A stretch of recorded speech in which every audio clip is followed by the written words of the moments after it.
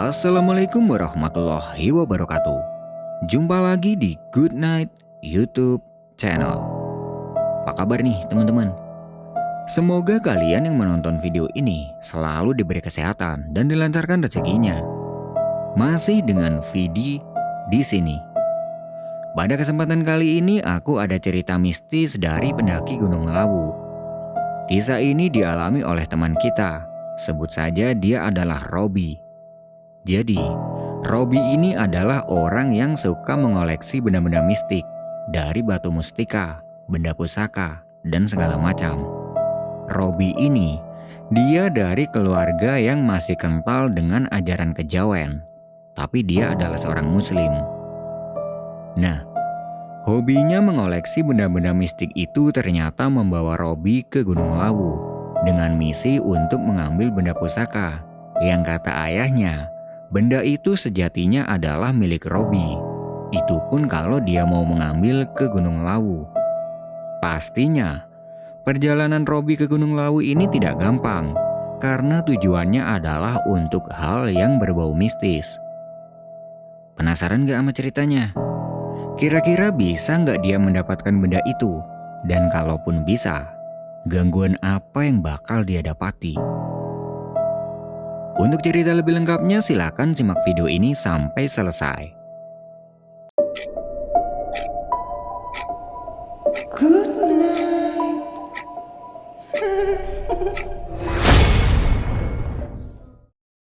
Robby adalah anak pertama dari dua bersaudara. Dia sekeluarga masih kental dengan ajaran kejawen dan mereka adalah seorang muslim. Ajaran itu sudah menjadi tradisi di keluarganya untuk menghormati leluhur.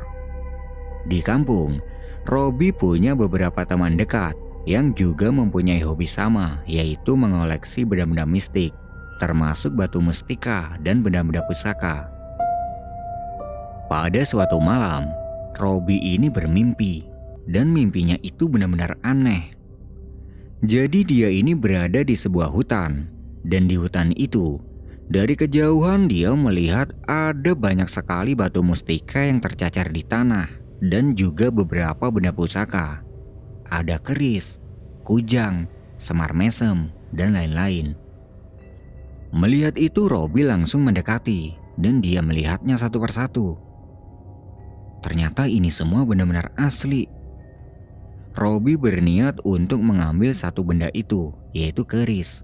Tapi dia ingat kalau di rumah dia punya beberapa teman.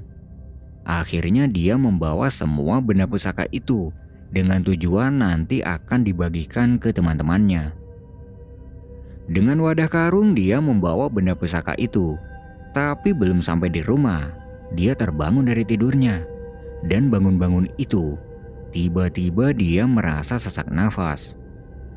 Jadi di dadanya ini seperti ada yang menekan dengan tangan. Nah, sehari setelah mimpi itu, tiba-tiba Robby merasa tidak enak badan. Dia sakit beberapa hari, sampai dia ini tidak bisa bangun dari tempat tidur. Setelah beberapa hari mengalami sakit, dia ditanya sama bapaknya. Kamu pernah mimpi apa, Le? Robby berpikir, mimpi? Mimpi apa yang dimaksud bapak? Dia sudah lupa sama mimpinya yang melihat benda pusaka itu, karena memang itu sudah beberapa hari yang lalu. Dia bertanya, mimpi gimana maksudnya pak? Sebelum sakit kamu pernah mimpi apa? Tanya bapak. Dari sini, Robby langsung ingat. Dia bilang ke bapaknya kalau dia pernah mimpi ketemu banyak benda pusaka. Dan dia mengambil semua benda pusaka itu. Lalu bapaknya bilang, kamu ini serakah, Le. Sebenarnya salah satu keris itu bisa jadi punyamu kalau kamu nggak ngambil lebih dari satu. Tubuhmu nggak kuat, Le, kalau harus bawa benda pusaka sebanyak itu. Dari sini Robby mengerti. Oh iya, waktu itu aku memang bawa banyak benda itu. Dan mungkin itu sebabnya aku jadi sakit sampai gak bisa bangun dari tidur. Bapaknya Robby kemudian pergi. Dan setelah itu, Robi terus kepikiran dengan perkataan bapaknya itu. Beberapa hari setelah udah sembuh, dia mendatangi bapaknya untuk bertanya. Nyuwun sewu pak, keris yang ada dalam mimpi saya itu emang beneran bisa jadi punya saya? Benar, keris itu ada 2. Dia sudah memilih kamu dan sejatinya itu adalah milikmu. Tapi pak, di mana saya bisa menemukan keris itu? Ada di sebuah tempat, tapi susah kalau mau ngambil. Pasti banyak gangguannya. Emangnya di mana sih pak? Di Gunung Lawu. Robi berpikir, Gunung Lawu? Itu gunung kan emang terkenal sakral. Dia tanya lagi ke bapaknya. Kalau saya mau ngambil keris itu ngambilnya di mana ya pak? Ya, kamu harus siap dengan rintangannya. Nanti dia sendiri yang akan mendatangi kamu tanpa kamu harus mencari. Intinya datang saja ke sana. Beberapa hari kemudian Robi berpikir, apa benar dia harus ke Gunung Lawu untuk kepentingan itu? Di sisi lain, dia masih belum yakin kalau dia bisa menghadapi rintangan yang diberitahukan bapaknya itu. Dia sharing-sharing nih ke temannya, dan teman-temannya Robi menyarankan agar dia datang saja. Kalau memang keris itu berjodoh sama Robi, pasti rintangan apapun akan bisa dia lewati. Yang penting, jangan lupa minta pertolongan sama yang di atas. Setelah dipikir-pikir panjang, akhirnya Robi bertekad untuk pergi ke Gunung Lawu untuk mendatangi keris itu. Sebelumnya Robi sudah pernah melakukan kegiatan serupa, yaitu melakukan penarikan pusaka di Gunung Wilis. Tapi itu sama teman-temannya, sedangkan kali ini dia harus sendiri. Sebelum berangkat ke Gunung Lawu, dia mendatangi bapaknya untuk minta doa restu. Dan bapaknya Robi berpesan, apapun gangguannya nanti, Robi harus kuat. Jangan lupa agar selalu minta perlindungan pada Yang Maha Kuasa. Oke lah, Robi semakin mantap dengan niatnya. Tepat malam Kamis Pahing dalam kalender Jawa, dia pergi ke Gunung Lawu dengan niat ingin menjemput benda pusaka itu. Nah, di perjalanan menuju ke sana dia ini sudah mendapat gangguan pertama. Tepatnya di hutan arah ke Magetan, dia sempat menabrak pohon sampai dia jatuh.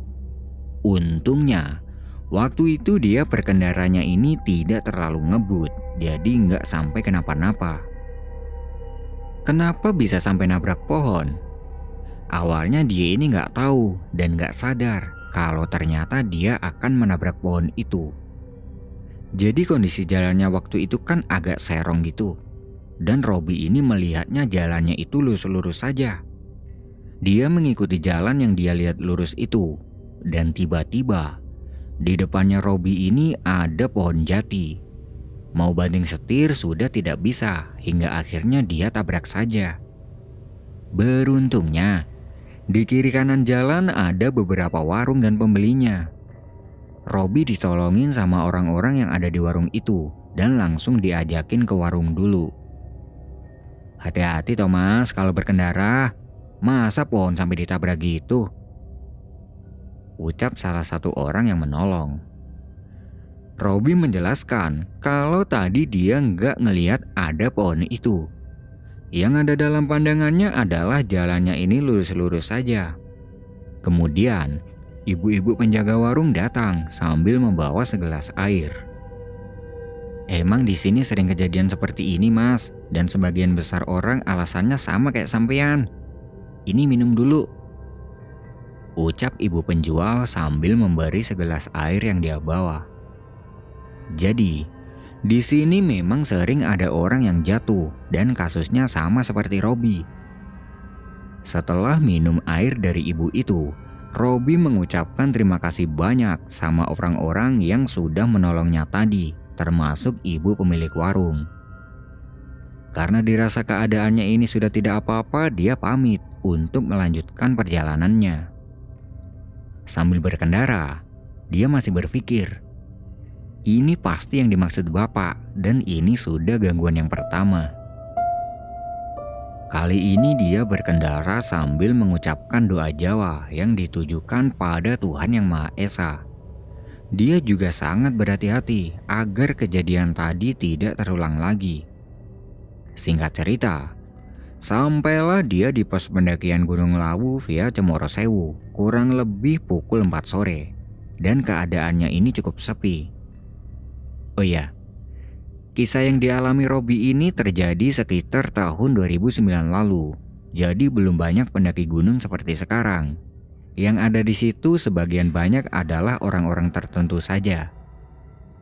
Robby segera memberitahukan niatnya itu ke petugas kalau pendakiannya ini dengan tujuan spiritual. Setelah diizinkan, dia pergi ke warung dulu untuk makan, sekalian menunggu malam. Karena niatnya Robby ini mendakinya nanti malam. Setelah makan, dia pergi ke masjid yang ada di seberang jalan untuk menunaikan sholat asyar, sekalian menunggu maghrib. Dan singkat cerita, waktu sudah menunjukkan pukul 6 sore. Dia bergerak menuju ke pintu hutan. Ketika melihat hutan Gunung Lawu, tiba-tiba ada rasa kurang yakin di dalam dirinya. Seakan-akan di hutan itu banyak sekali makhluk gaib yang sedang menunggu dia. Akhirnya bismillah sajalah. Perjalanan dimulai sekitar jam setengah 7 malam. Di awal-awal perjalanan masih belum ada kejadian aneh. Dia berjalan layaknya pendaki gunung pada umumnya. Sesampai di pos peristirahatan pertama, dia berhenti dulu untuk mengatur nafasnya yang sudah mulai ngos-ngosan. Tidak lama istirahat, dia lanjut jalan lagi. Dan sampai di sini juga masih belum ada yang aneh. Beberapa kali dia bersimpangan dengan pendaki yang mau turun. Nah, sekitar 1 jam berjalan, keanehan mulai dia rasakan. Tiba-tiba saja angin berhembus cukup kencang, tapi itu hanya sebentar. Setelah itu sudah tidak ada angin lagi. Sambil berjalan, dia coba merasakan hawa negatif yang ada di sekitarnya, dan itu sangat terasa. Dia bisa merasakan kalau di sekelilingnya ini banyak sekali pasang mata yang sedang mengawasi dia. Robby tidak memperdulikan soal itu. Dia terus aja berjalan, dan lama-lama dia ini merasa ngantuk, dan badannya ini sudah terasa sangat berat kalau dipakai untuk berjalan. Dia berusaha melawan rasa ngantuknya itu, tapi tidak bisa. Akhirnya, dia melihat ada sebuah tempat yang cukup lapang, dan dia memutuskan untuk berhenti dulu. Sebatang rokok dia keluarkan dari saku untuk mengusir rasa ngantuknya itu. Tapi, rasa ngantuk itu semakin lama semakin kerasa, hingga akhirnya tanpa disadari dia tertidur dengan posisi masih memegang sebatang rokok yang masih menyala. Pas bangun, Robby dibuat kaget karena kondisinya ini cukup terang disertai kabut tipis. Loh, kok udah pagi? Berarti semalam mendong aku tidur di sini, batin Robby. Karena waktu itu dia tidak membawa jam, jadi dia tidak tahu sekarang jam berapa. Dia langsung berdiri dan melanjutkan perjalanan naik. Sambil berjalan, dia memperhatikan keadaan sekitar. Dan kiri kanannya ini terdapat beberapa bangunan kayu. Robby tidak berpikir aneh-aneh dulu. Dia menganggap itu adalah warung, karena sebelumnya memang terdapat beberapa warung. Dia jalan melewati bangunan itu, dan ada satu bangunan kayu yang di sana terdapat 3 cewek yang sedang istirahat. Kalau dilihat dari penampilannya, sepertinya mereka adalah pendaki. Dan Robby mikirnya mungkin itu adalah pos istirahat. Dia berjalan menuju ke bangunan kayu tersebut. Sesampai di sana, dia tanya ke salah satu cewek. "Mbak, ini pos peristirahatan ya?"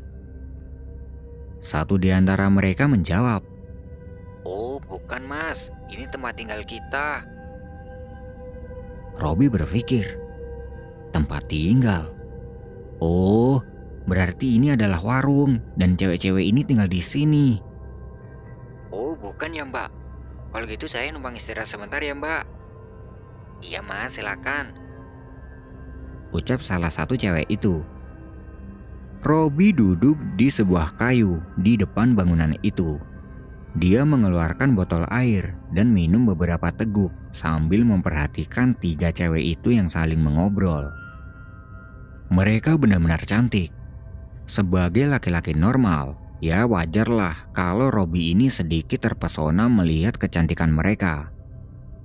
Tidak lama kemudian ada ibu-ibu parubaya yang keluar dari bangunan kayu itu. Dia mengenakan pakaian khas Jawa. Loh, ada tamu?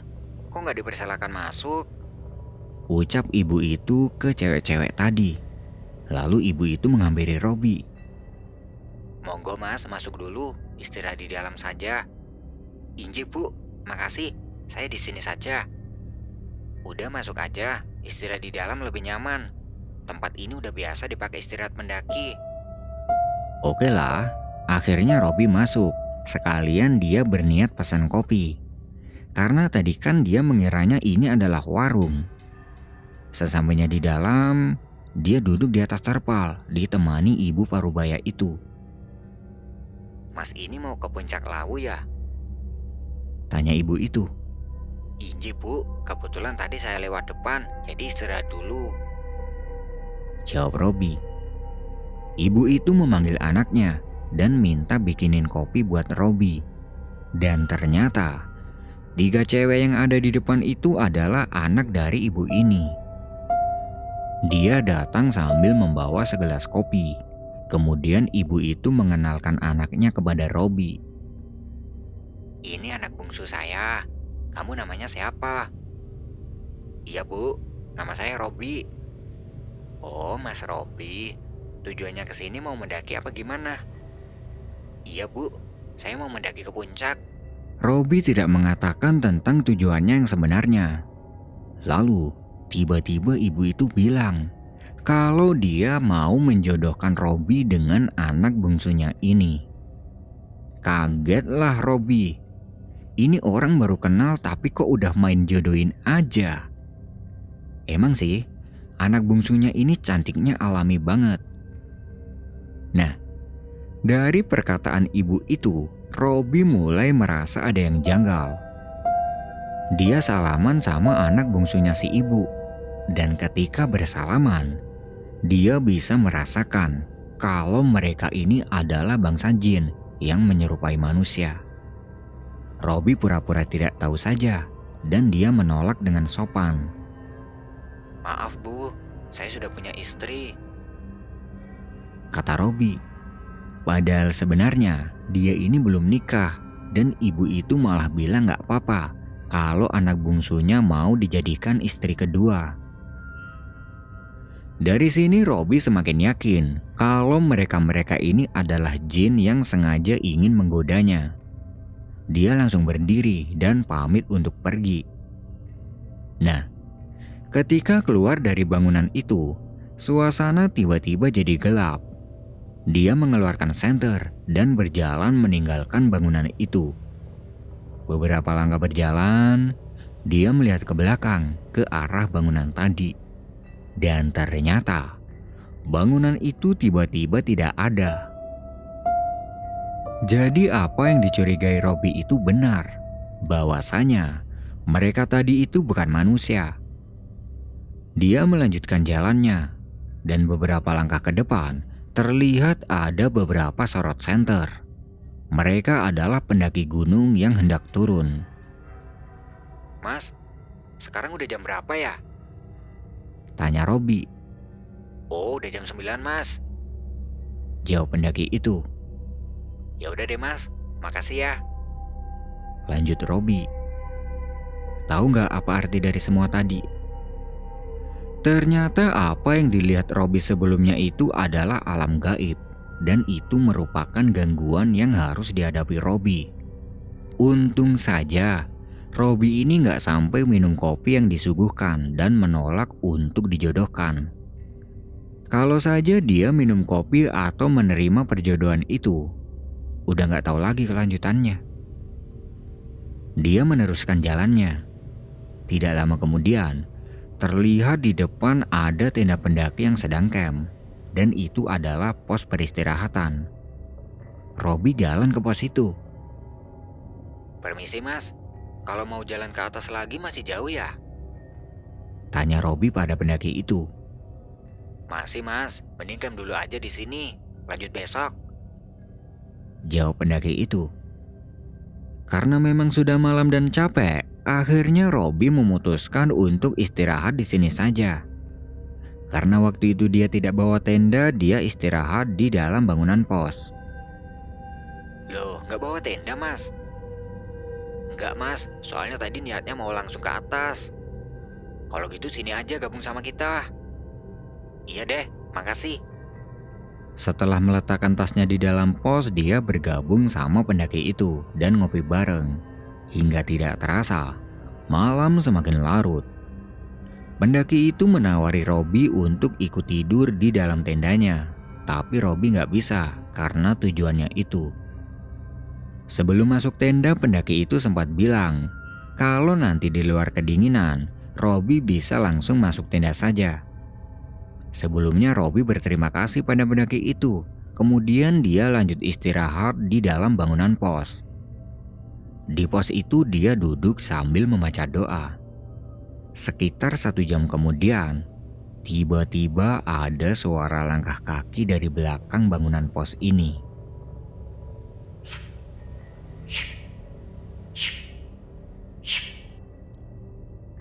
Robi langsung nengok nih. Dan gak ada siapa-siapa.